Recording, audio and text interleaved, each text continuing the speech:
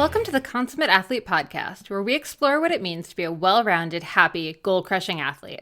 Every week, myself, sports journalist Molly Herford, and cycling coach and kinesiologist Peter Glassford interview experts and chat through all of your training questions. We're excited to have you along for the ride.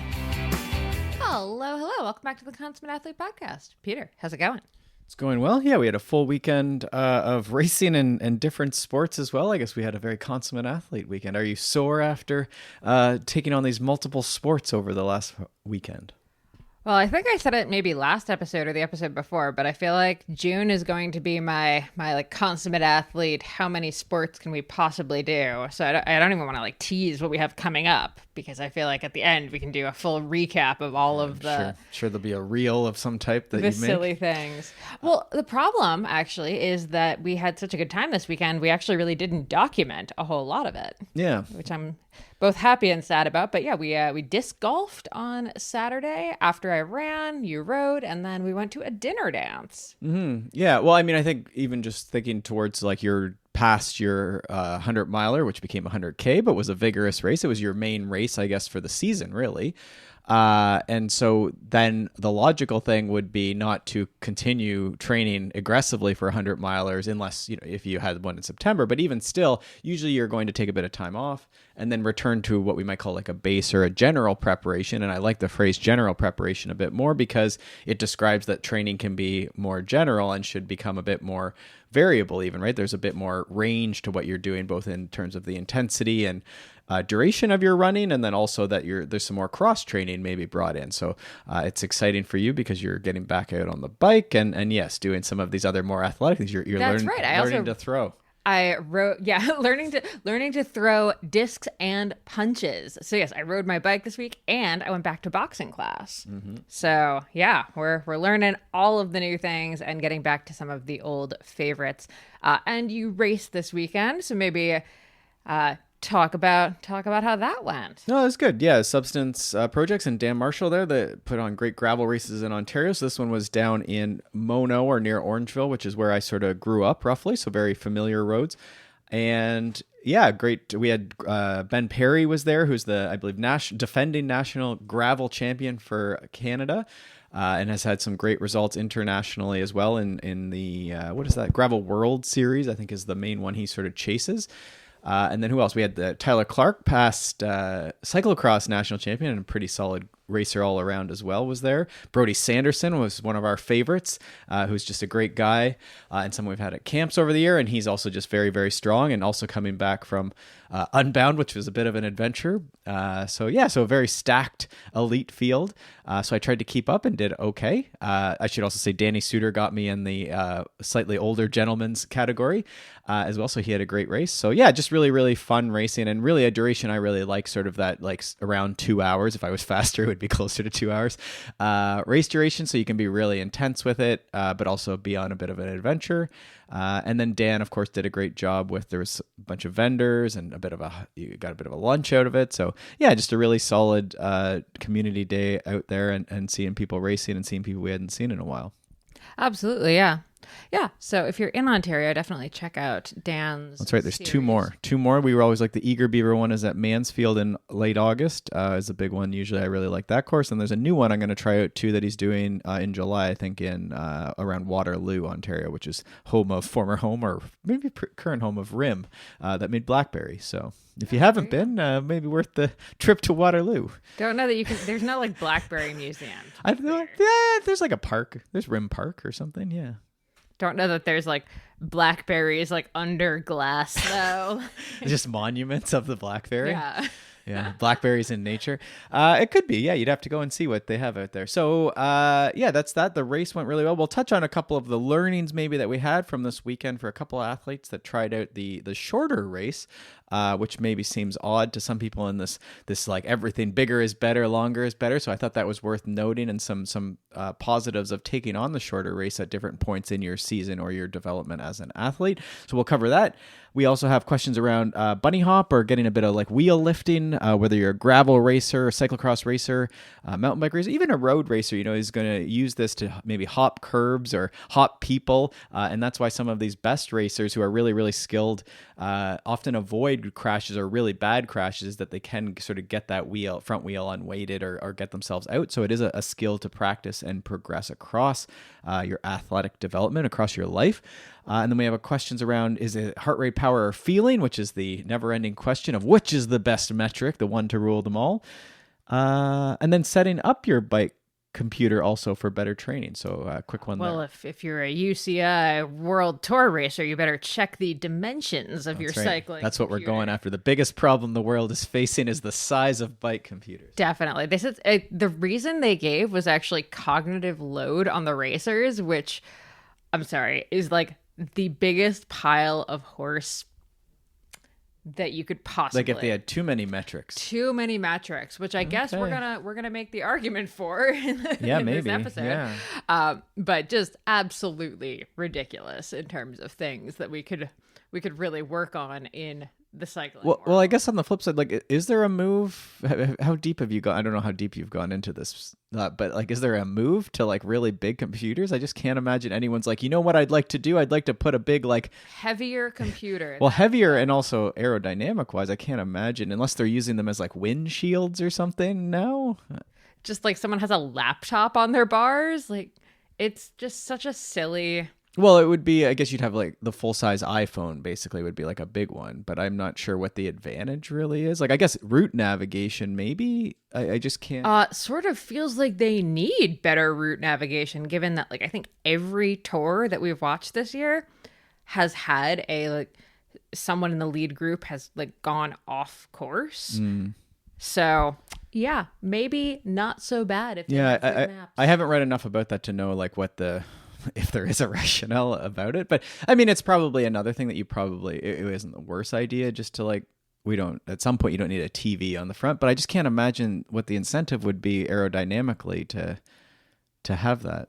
No, I think they literally say it's cognitive load. Like, they don't want racers to have too much stuff in front of them. But you know what else would really like limit cognitive load? Not putting a sprint finish in a corner, like an actual corner. Yeah. Midway through the race. Huh. Okay. Anyway.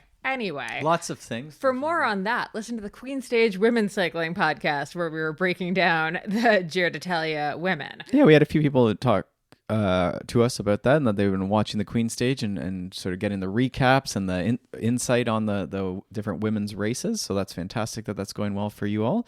There was some coverage around Unbound, and then certainly the Giro going on still, or no, it just ended on the weekend. Yeah, ended yesterday. Yeah, so if you want to catch up on that, maybe I should catch up on that. Then you can check that out, and we'll put that. That's the queenstagecc.cc. Yes. Yeah, it's the website, so you can find it out there. But it's also, if you search the Queen Stage, I imagine you'll find it on your podcast player. Believe so, yeah. Okay, let's get into it. Let's start with the big one: heart rate, power, or feeling. This person says, I always thought power was the best one to use. But well, I guess perception is reality, right? So this, they're all good, right? Like, ideally you would triangulate them. And this gets to that like computer and banning the computer, is that probably, especially in the road, right? Like you'd sort of like want to be, your feeling isn't necessarily on the screen. Like, that should be within you. And ultimately the feeling is going to guide it, right? If it feels way too hard to finish a workout set, then you have decisions to make. Are you going to back off? And power and heart rate can help with that. They can triangulate that decision, but they can also help guide it. So if 280 watts feels too hard, then maybe use 260 and maybe that will feel better. And then you can keep it really steady using power.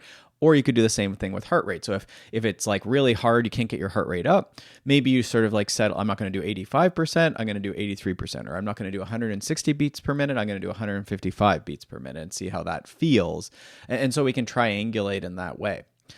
Now, the second thing that usually I would guide people towards is different workouts are going to have different focus. And we're going to talk about that in our second question today, is sort of setting up your workout screens, unless I somehow answer this right now, which could happen too. But if I was doing an endurance ride, often we're going to limit endurance by feeling and then also by heart rate. And is there a reason for that? Could you use power? Certainly you could use power. There's power zones. You could stay under 75% of your power threshold, your FTP, or however you make up your power zones. and you could ride in the endurance zone. And mostly that would work. In theory, most of the time your heart rate will be pretty close in terms of also being in the endurance zone. Or should be anyway. Like that's the goal. Most of the time. And then what would happen in an endurance ride is that like maybe as you go longer and longer, or it gets hotter and hotter, or like higher and higher, like altitude, then maybe you do actually see what we might call heart rate drift, or a decoupling of heart rate from power. And then, yes, now heart rate is into what we might call zone 3, or the tempo zone, or into the moderate zones.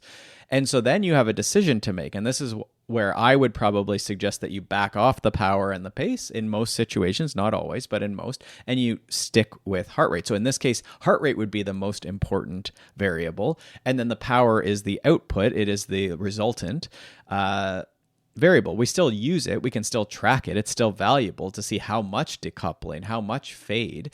But in this case, we're not saying stick the power and let the heart rate drift. Now, you could do the opposite, and that would be completely fine. But that would be how I would suggest in general terms that you would do it. So again, endurance then would be guided by heart rate, but you still should have your feeling, and you should and can still have power. Now, some people will just go endurance rides and just not even look at their power because maybe it stresses them out a bit, or they want to just have one. To your cognitive load thing, they just want to have that one.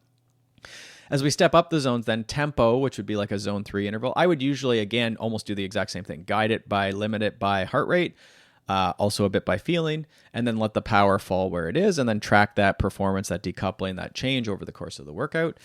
And then as we get into the harder or like more moderate or harder stuff, so this would be like your threshold, your sweet spot, then I think the power becomes probably the thing we would drive it off of, alongside feeling, and just making sure that if we're doing 2x20, we sort of get the 2x20, but we would try and hit more power targets there. So if you're like, I'm aiming for 300 watts, then that's what you're sort of aiming for. Can I get 3x10 minutes at 300 watts, if that's sort of like an appropriate threshold or zone 4 or sweet spot type interval.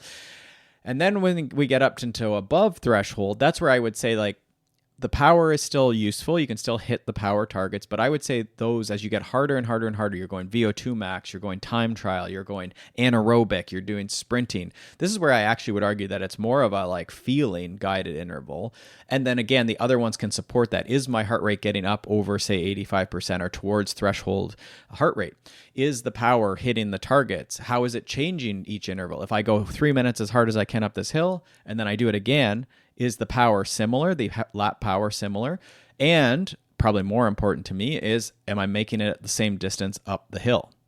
You know, is the performance going? And then this is where we really refine that pacing and that feeling, is by doing really structured intervals. So that would be how I would think about that, like heart rate power and feeling. I like it. Now, I was going to ask you, when you're running, we have answered this before, and I said, like, Molly, what do you do? And you're like, well, I'm a runner, so I don't have power. You could get running power, but it's not overly great or useful at this time in the world. So what do? You go out and you do your endurance runs, and you use? Nothing. Yeah, feeling mostly, right? Yeah, I'm 100% feeling, and probably could potentially improve if I used heart rate, I'm sure. But for me, that would take a lot of the enjoyment out. Also, like, I've been doing this for 20 years, so I have a pretty good sense of heart rate to feeling. Like, I think if I was on the bike, then I would actually need the power and the heart rate to do a bit more of that triangulating. But at this point, I've run so much that I sort of know what my run speeds are, I guess. And I think sometimes I was like, well, I mean, probably it's good to do biking by feeling too, but I think maybe the one variable with biking is the like efficiency of the bicycle, and the fact that you can coast so much is where having heart rate and power, like when someone gets a power meter and they realize how much they've been coasting, it's like, oh wow, like you're not wasting your time. But certainly when we're talking towards endurance training, that is the like feedback we get from the cadence and the power, is that like, yeah, whereas in running, are you running? Yes, no is sort of the question, right? Like you can tell if, like I ended up walking the last 10K of my run, is pretty obvious that, okay, like you ran way too fast, like your endurance pace is too fast. So I can see how running like lends itself to like a feeling, because it's sort of like running, yes, no. And then just like, can you run for the duration you were suggesting? Yeah. And I mean, I also think it's good practice for anyone to be able to bike relatively well, like relatively close to understanding their power and heart rate without the computer, because everyone's had this. The computer crashes, you forget the computer, you forget to charge the computer, Right. etc. And then you're either at the start of a ride or the start of a race even. Yep. And all you have is feeling. Right. So I think I will continue to beat the drum, shout it out from the rooftops, soapbox about it. Mm-hmm. We have to understand feeling. I think feeling is the most important of these. Now, pace-wise, have you started using pace for any of your interval stuff? Not Because that's like running, it's not running power, but it is sort of like how runners will often like gauge is like they'll use the track because it's very repeatable. So do you use it at all for stuff? a little bit, but not really. It's funny. I actually probably use pace more for endurance than for anything else because I can tell sort of like how tired I am based on just maybe a 15-second variation in average per mile. Yeah, and you run like you will warm up. And this is actually a great thing to do is if you warm up on the same road, it sort of sucks sometimes because it's like every day I have to do this same road. But that also gives you like a little bit of a structured warm up. Some studies will use this where it's like a very structured like either ramp warm up or like running at this pace, like you build up and you run at this stretch at 5-minute kilometer or 6-minute mile or whatever type of runner you are, like not max, but like an endurance pace, say, and then you actually check the heart rate versus that pace. And we could do this by power with biking. If you were indoors with biking, a very structured warm-up, a ramp warm-up or something is a great way to do that. So again, it's where we can tie in, how is that pace feeling today? What is the heart rate response today? So if you were like, this feels like I'm like running as hard as I can, but my heart rate's really, really low.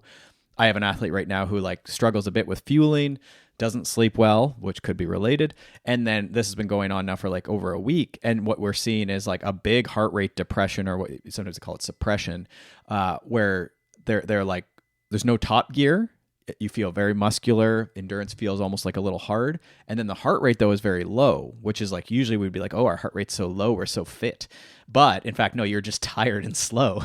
And that's like a really odd thing that we see, right? Where it is the inverted U, basically, where it's like there's an optimal, but if you go too far, it's too far.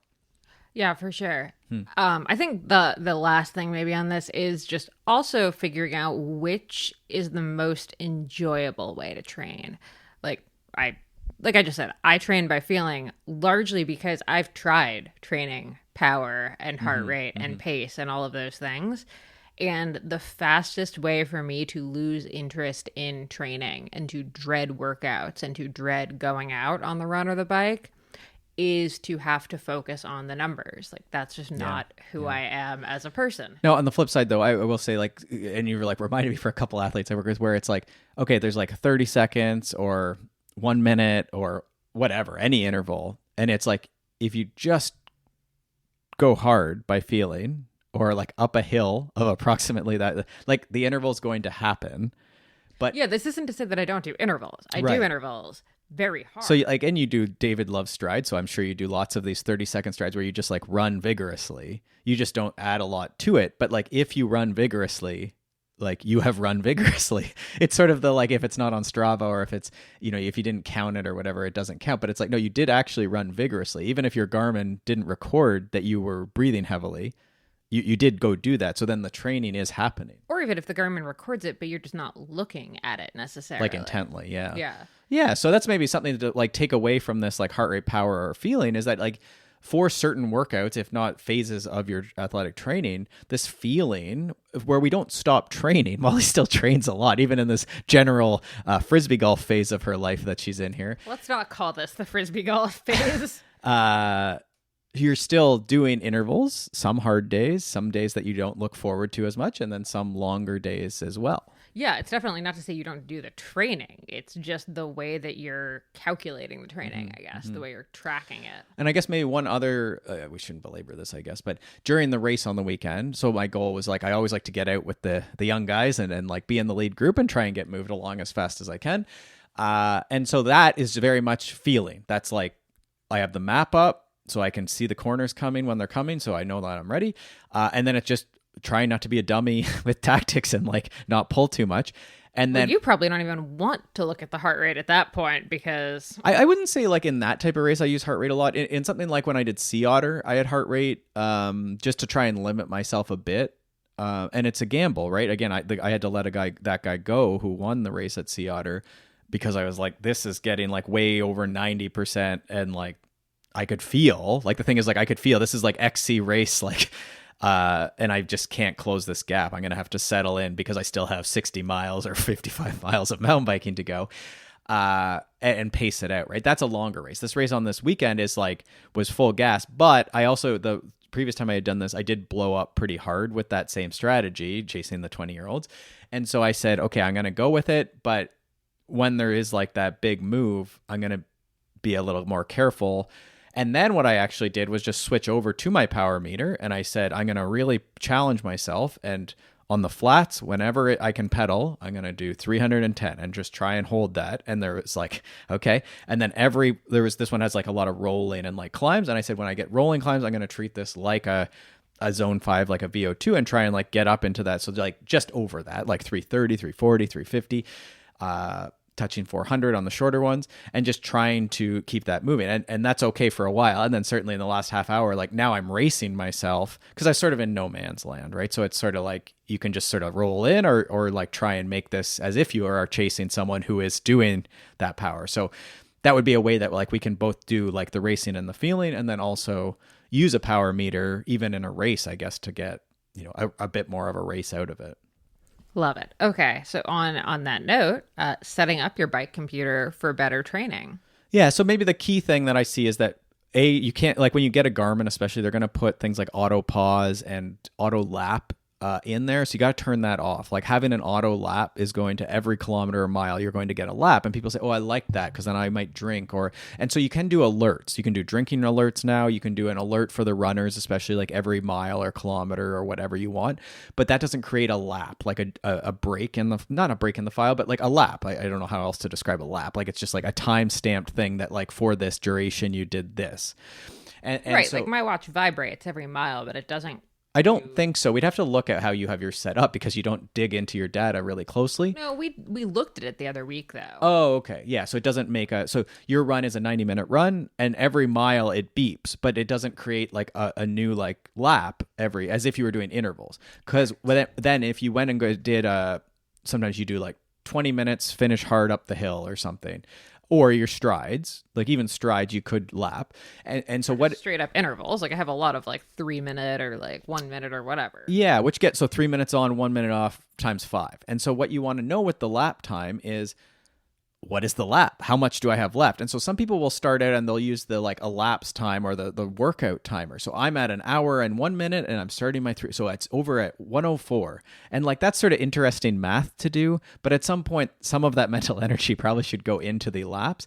And what I see is that usually tails off into like, I think I did 3 minutes and like maybe I did 4 intervals, but not 5. And like it's a little not specific. So we would like to see that like you have a workout screen on your device. This could be a run watch or a bike computer of any type. You can customize those screens. And so usually what people will have set up is like a long ride or like summary screen. So this is like the workout duration or the ride duration, the distance, whatever you like. This is your choice, your type of training. And then you're going to have a workout or an interval display, and again customized to what you want. But what I would recommend for a cyclist would be lap time, lap power, current power, or 3-second power, whichever you prefer, heart rate, current just normal heart rate, cadence, and I think that's all of them. So we have the time of the interval. It's 3 minutes. That's how long I want to work. We have the average. What do I have in the bank for this interval? If I'm aiming for a 300-watt interval, is that the average? If not, why? Right? And then do better or worse, right? If you're overpacing, it's 320. Well, then maybe you need to roll it back. And so that's the feedback you're getting instantly. The current power, 3-second power, is giving you a bit of like within interval, especially a longer interval. Like the averages might be 200, but you might be currently at 220 or like at 170. And so it gives you early feedback that the average might start dropping, right? And then I said cadence. That's a little debatable, but like usually we want those details up there because a lot of times people will need to work on cadence in some way, and it's just good feedback to have about your intervals. That's not necessary for everything, and smaller screens you might exclude that. And then I said heart rate, right? And then heart rate's going to give you again feedback that you might use in the interval or not. But it is good to see. Generally, again, we see like heart rate goes over 85% if you are doing most intervals. So that's sort of like a nice thing to have in there as well. Okay, now what about if you have to have your navigation up? So you're only going to be able to choose like 1 or 2 metrics that can be up, if you can even choose that many. Right. And so some people will have like a race screen set up. You can have as many screens as you want. So you might have like an interval screen for different types of workouts. Like I always found like having just your stock one screen that has the workout time. If you start doing 3 and 4 and 5 hour, it is to stare at 27 minutes when you know you have 5 hours and you're not feeling like super peppy is pretty crushing. So it is nice to have other screens. The map screen is a good one. Most of the devices will let you add like 1 or 2 metrics, or a split screen is what Coros does, where you can add like power or heart rate or direction or whatever to your map screen. Now that will make your map a little smaller. So I don't generally like that one personally, but some people will use that all the time. Like they'll do power and whatever time and then map, and away they go. Especially if you have one of these illegal UCI bike computers, you could probably have all your metrics. Just everything, yeah. So yeah, that's a good question. And yeah, it's going to evolve with different races. Like even a race screen is a nice thing to have, again, so you don't have most of these metrics or only the one that you want. You want that. A lot of the gravel races now, you really should have your map screen up, because a lot of the courses, there are often some marking issues. Yeah, so I usually just swap back and forth. And most, if you're following a route, this is where in training we do want you using routes so that you know how your device responds and how to use it well. But if your device is a little slow with noting corners and the course isn't marked, then that would be where probably having the map up all the time is important. The race we did on the weekend, the GPX file was doing really well. My Coros works pretty well with this. So it would just pop up the turn is approaching / there's like 7. Dan does a great job of putting like a comical amount of arrows on every corner. So it was like obvious that there is a left-hand corner coming, but also my device was popping up, hey, you should turn. But if I was like, I'm not sure what's happening at this next junction, I would just like flip up 1. It's just like a quick swipe with my hand on the device. Right. And I will say, I think we've said this before, but I said it about this year. One of my biggest things was I'm not good at following maps, or I'm not good at using the maps. Like it just didn't occur to me. And that's actually why I missed the FKT on the La Cloche Trail last year, was because I had a watch that could support a map.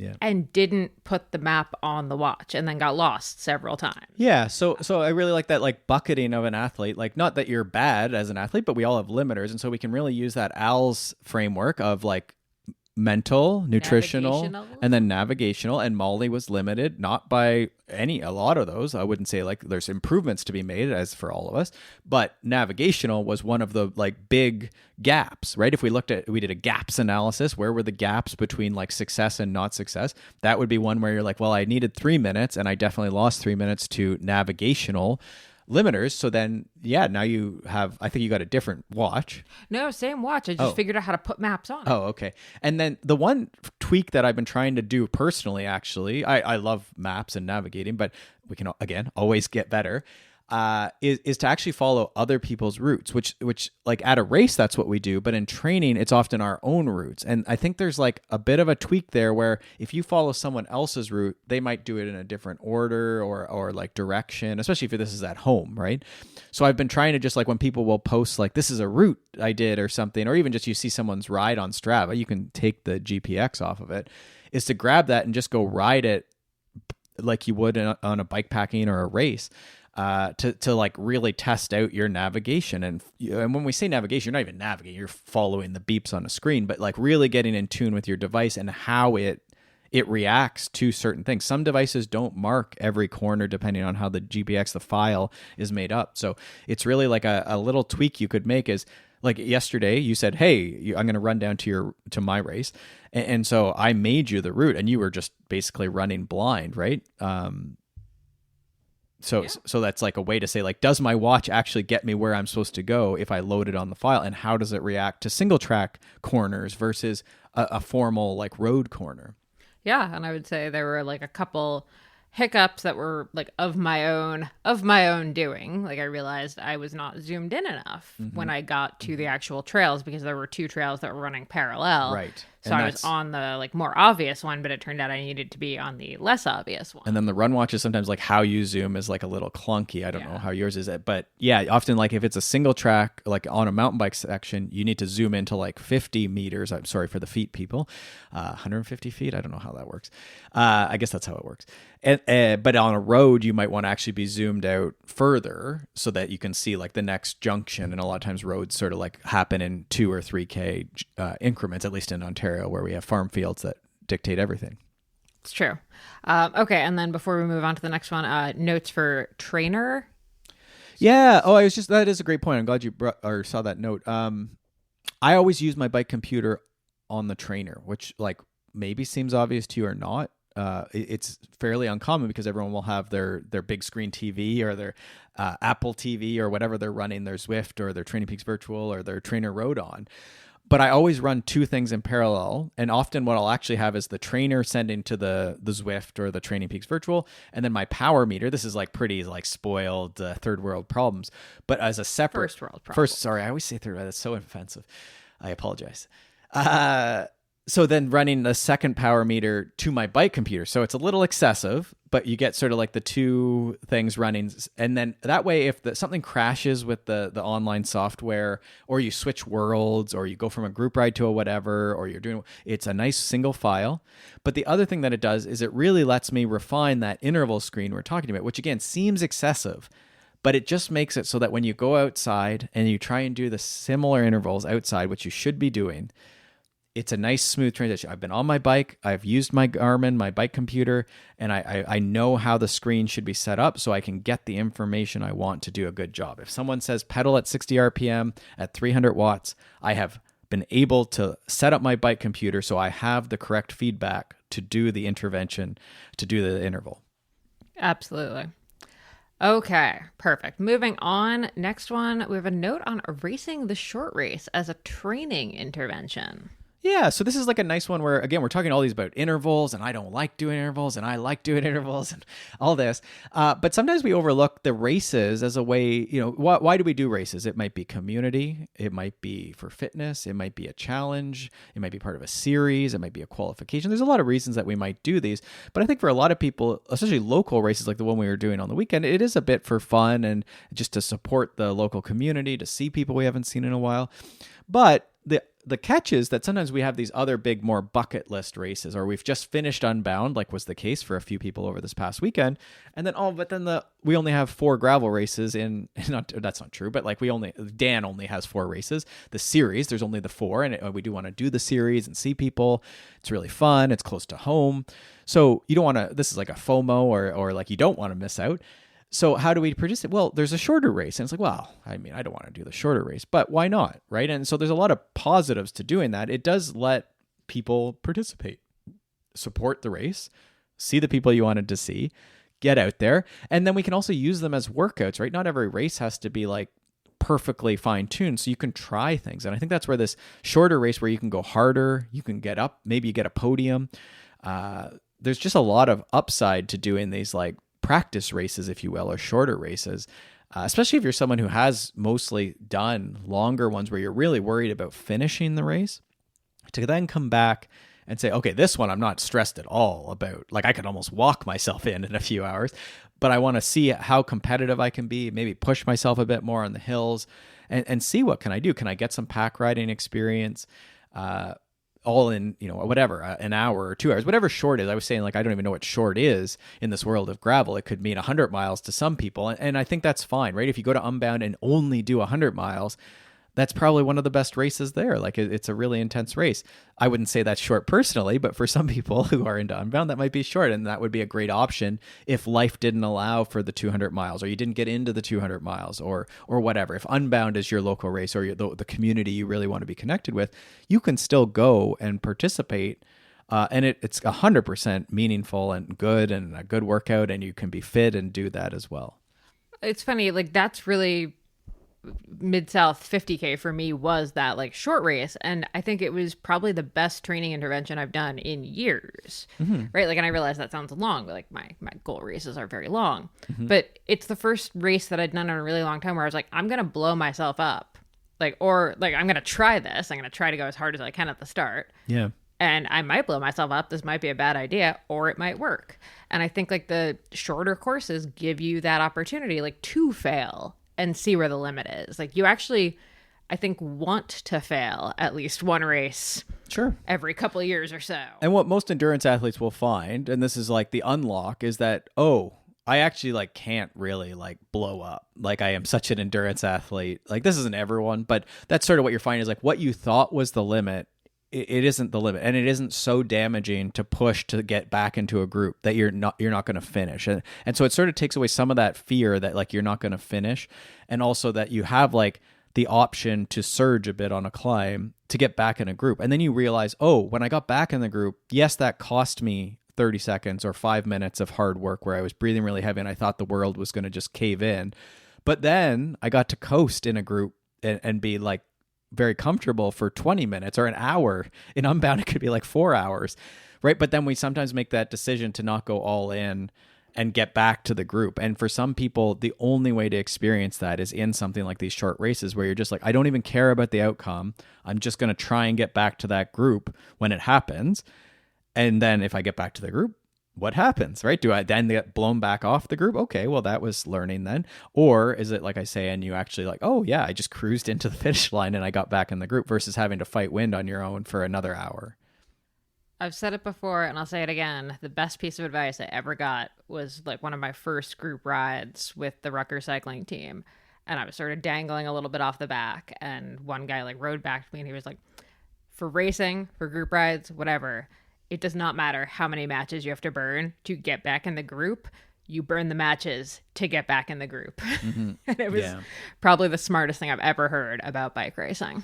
Yeah, and it's a very uncomfortable thing to do. Like and that's why I think the intervals are like keeping we do a lot of 30 seconds, which is similar to strides. It's a stride. And a lot of the VO2 work, I think, is very important for this. And so we keep that in the mix. It's good for people who are getting older. It's good for younger people. I just think it's like a good race jury, even when you're doing these Unbound things, because I think it's good for fitness and for speed. But it does teach you that like, okay, I've done 5 by 3 minutes. If I can see a group 20 seconds up the road, I can do this once and get back to the group. That's not going to like ruin me. I have done this before. So that's sort of just trying to tie that training into racing by making it, again, like more of a game. And that's why we say gameplay or these type of thing, or practice race, is that you then get to experience these things. And not every race is going to be just like rich with these experiences, but the more you do this type of thing, the more you'll see like, like I did push myself really hard. And but it is good to go into them with some of that intention that you're going to try and get into a group. Or if you get dropped from a group and you can't get back, sit up, wait for the next group, and then try and win that group, right? And then we can start being, again, you can see where this is gameplay. We're just playing. Like it's not, you don't have to get yourself to the finish at your all-time best pace. It's just, just go and play around with it. Love it. Love it. Okay, last question. How can I make a breakthrough in my wheel lifts and bunny hops? Mm-hmm. So before you turn this off, because you say you're not a mountain biker. Yes. So this is the one where like in the road, you see people hopping things, potholes come up at the last minute. And so this might just be a little wheel lift or an unweight. We're not talking about getting massive air, but this also is going to lead to getting air off of especially smaller kicker jumps and things like that. So the way when we're trying to get airborne, there's sort of like wheel lifts where it's like front wheel, rear wheel lift. And especially people with clipless pedals like can sort of bumble their way through that usually. They've gone over like a small stick or something like that. But when we go to something like a bunny hop, a level lift, a jump, a bump jump, am I forgetting any there? That's sort of like the main ones, I guess. We're sort of thinking about one jump, one movement. It's one really like intense, really aggressive sort of movement. And you're trying to get up out of the air. So sometimes we need to stop with the like one, front wheel, rear wheel lift, the like, like lift. Those are good to practice for sure, but at some point you have to move to like this single lift. So a lot of times what I'll move people to doing is something like a bump jump. You can look that up, but essentially you're going to run into something like a speed bump or a little kicker jump works okay. I have like some 2x4s or something like that. And it's just, you're using this little bump to sort of go up into the air and you're trying to hit it with both wheels and bump yourself up into the air, just trying to get air off of this little mini jump. And that can really work really well for people sometimes. So that's like one is to sort of look up bump jump and try bump jump. Sometimes what you will, this is actually sort of counter, but the like front wheel lift, like actually getting the front wheel like very high can be a limiter. Some people who have like got it really small, but like they can't really do it very high.